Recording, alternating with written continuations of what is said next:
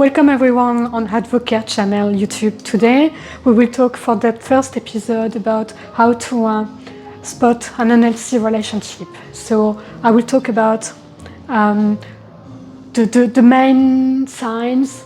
I will talk about how to what to do when you have that kind of situation, and also I will give you links, and I will give you free information on that topic.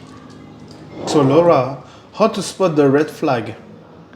Okay, when you spot the red flag, usually when you doubt about the relationship that you have with your partner, with your friend, because unhealthy relationship is not only about love, it can be friendship as well. You will see few signs. The first one will be controlling behavior. Controlling behavior would be someone who wants to control your narrative. Like everything about what you say, who you are, it will have all the time, it will have to match and fit their own value, but not your value. In relationship, for example, it can be your partner asks you to change your outfit at the last minute because you don't look great or at the best for him or for her. It could be also calling you all the time, checking on you all the time. So I have been in that kind of situation myself in the past, where I was thinking that it was love. I was thinking that my ex-partner was loving me and was caring for me, and actually he was calling me all the time to ask me what I was doing. And at the beginning, I find that a little bit, it was okay because, when you start a relationship, you say, oh, well, it's normal, it's a bit, the person cares. But at the end of the day, you see that behavior is control. And everything you will do, everything will be turned towards you and against you. So controlling behavior can be also So it becomes social isolation? Absolutely. So little by little you can isolate, but we will talk about isolation later. It can be anything about control. So then after you have what we call the emotional, verbal, or physical abuse. Emotional abuse, that person will literally belittle you. So when you start the relationship, we call the time where you have the love bombing. I didn't talk about the love bombing in the control behavior, but love bombing as well. It's a part of it. So at the beginning of the relationship, we call that first 6 months. Usually it's 6 months. The honeymoon.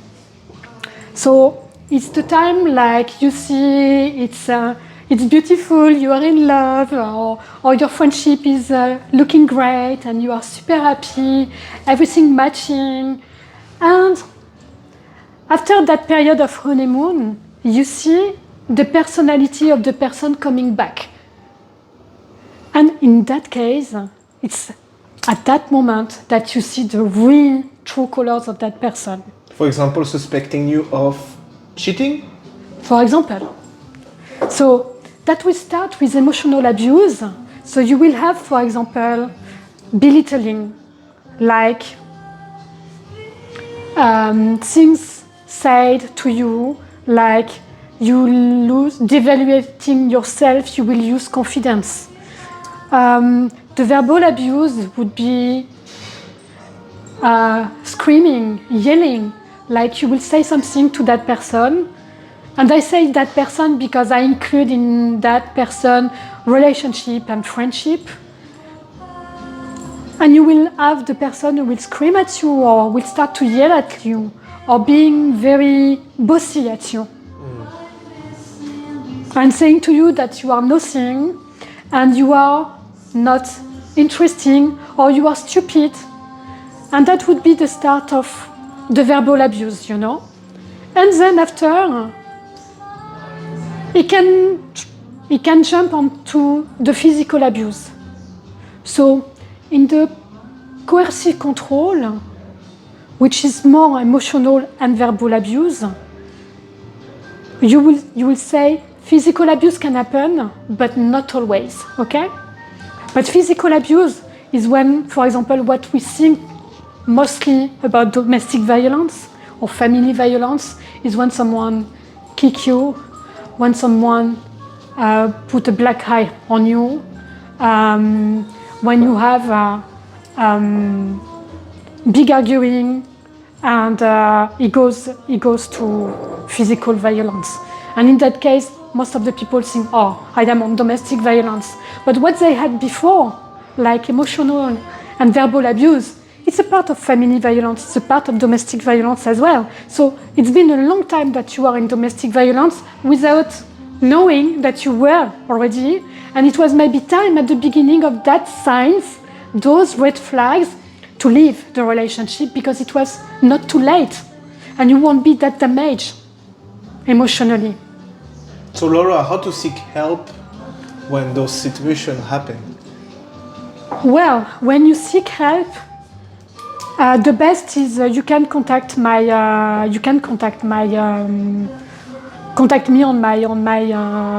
this link, because I will put a link. I will put a test as well on that about family violence, so you will have already a bit of an overview of what is it. With that test is in different language as well, and also you can contact me through my social media, through my WhatsApp. I will put all the links under my video. So I want to go back, Ben. I want to go back to the signs, because we haven't finished with that yet. What's the other red flag, Laura? So jealousy. Can you tell about that? Jealousy and competition. Jealousy and competition. You will see that your partner or your friends is always in competition with you. So they will want to be better than you all the time. They will say to you that they are jealous of you. Being jealous, it's okay. Being jealous towards being envious, that's not okay. It's toxic. And if you see, for example, that the person is trying to copycat you, literally on your behavior, your way of wearing clothes, the way that what you do in your life, you can inspire people, and it's great you can inspire people. But copying exactly what you do to doing the same thing, that's not right, and this is toxic. And in that case, we start to talk about toxicity and unhealthy relationship. So okay? Toxicity, jealousy, partner possessing the others? Yes, absolutely. Absolutely. Possession is toxic. So when you see that that person wants to be all the time with you, possession is toxic. Manipulation is toxic as well. And manipulation is the big one as well. Manipulation can destroy your soul, literally. Like, you can destroy a person if you start to manipulate them. It will be like saying something and doing the opposite. It would be, let's talk about gaslighting. So what is gaslighting, Laura?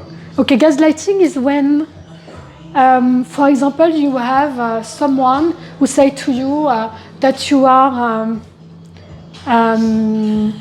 good outside but rotten inside. It can be as well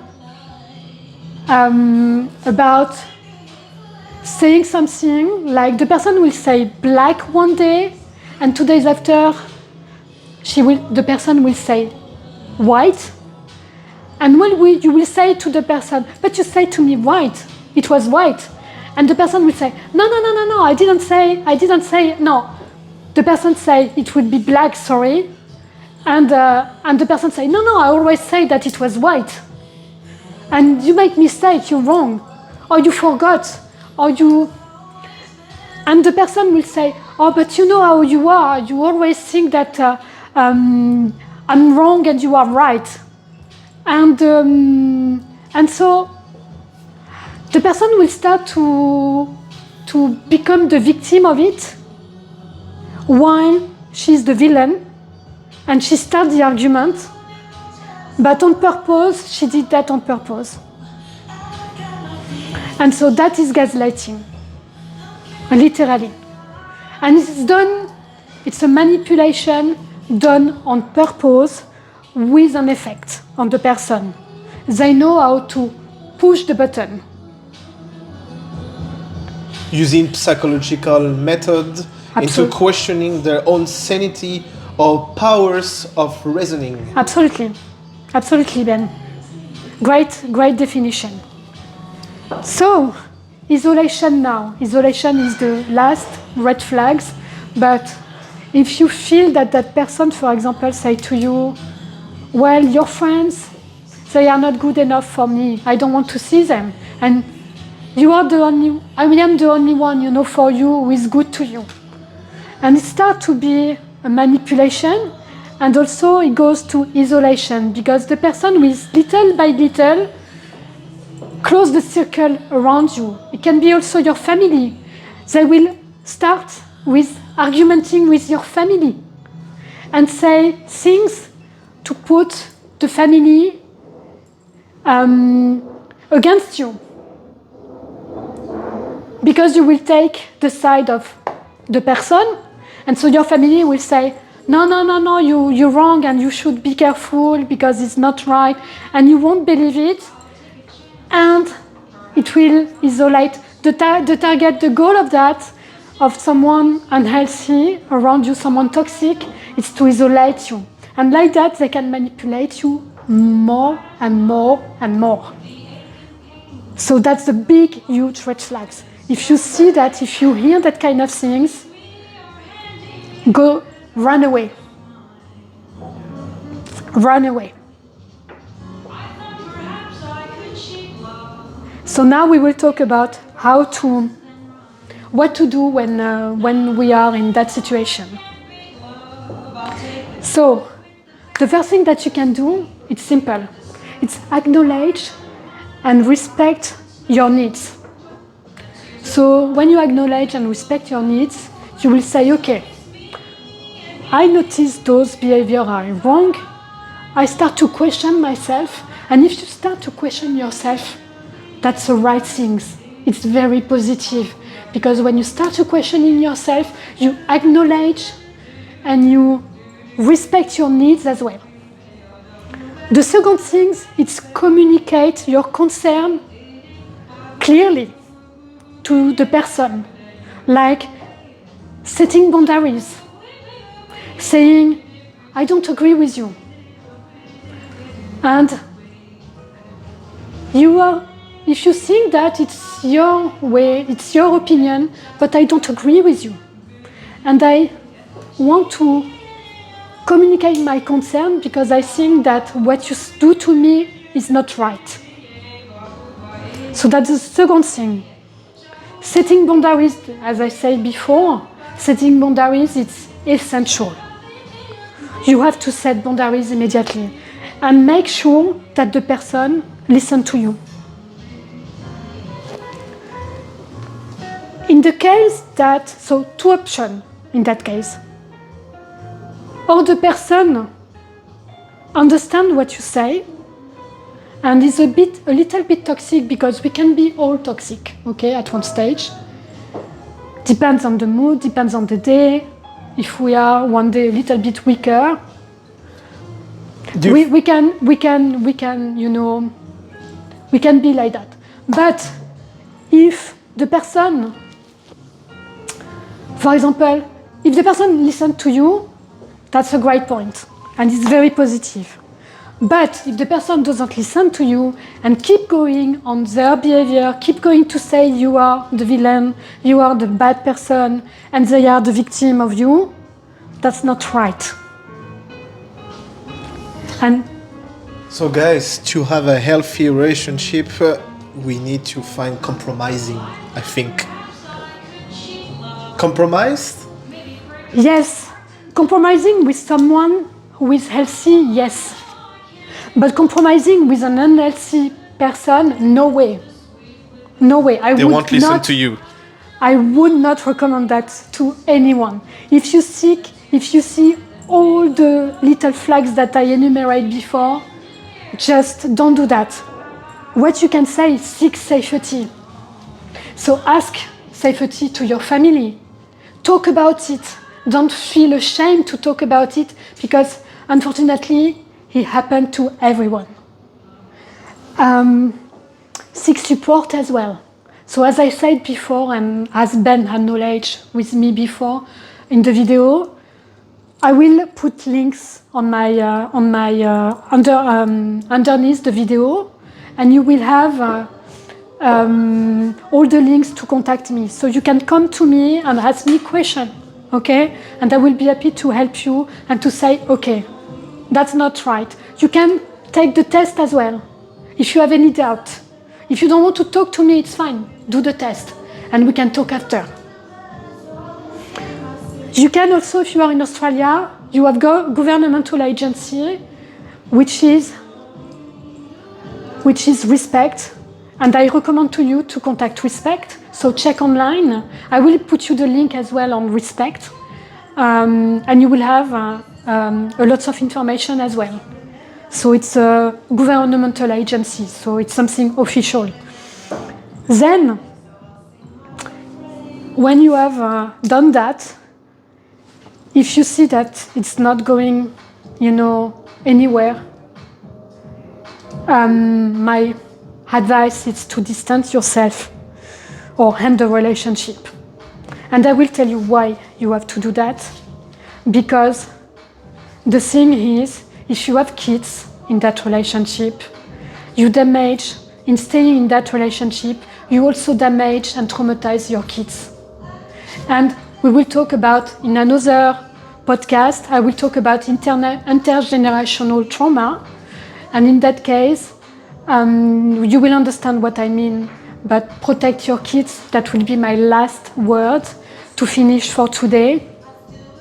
And thank you so much for listening to me. I wish you well.